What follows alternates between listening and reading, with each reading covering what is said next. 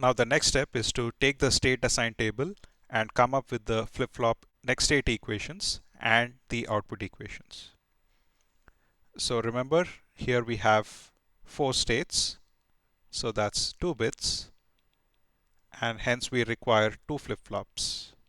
Again, we are going to design it using D flip-flops, and in a D flip-flop you have the clock reset, DA and QA, for example.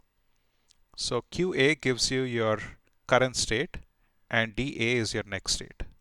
So in your current state, here you are going to have QB, QA,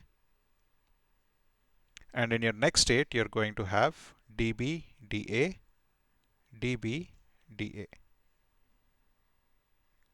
So your task is to come up with equations for DA, DB, and Z. So let's do the most simplest thing, which is Z. So Z is asserted when x equals to 1 and QB prime and QA. So that's the easy part. Now let's try to figure out the equation for DB. So if you can see from this table here, DB is asserted only when x is equals to 0.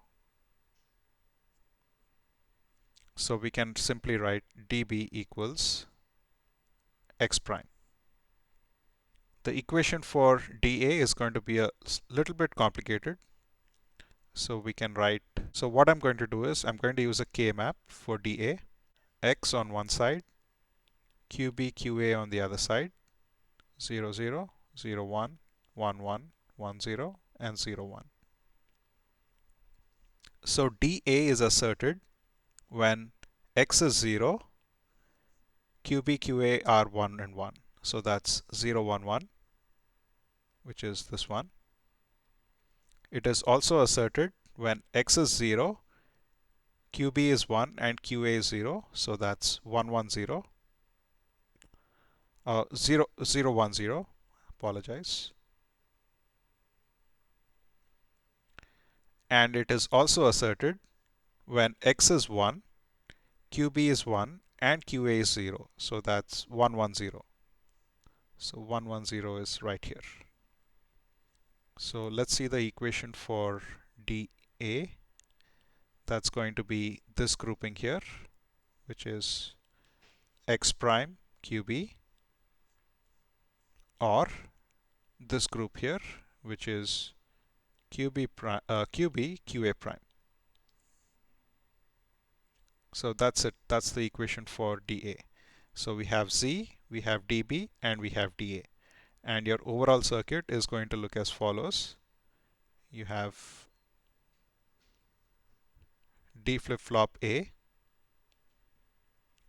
D flip-flop B,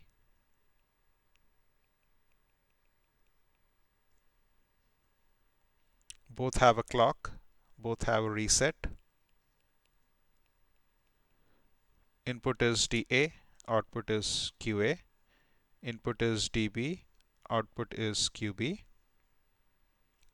So you have clock, reset, and X. So using the equations here, you can find Z, DB, and DA.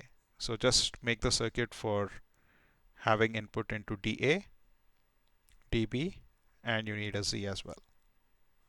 So that's it. That's how you can design a circuit to detect the sequence 1011, which is right here.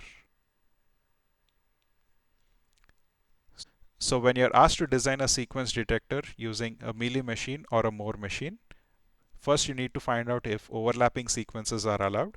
Depending on that, you need to make your machine. So come up with the FSM first,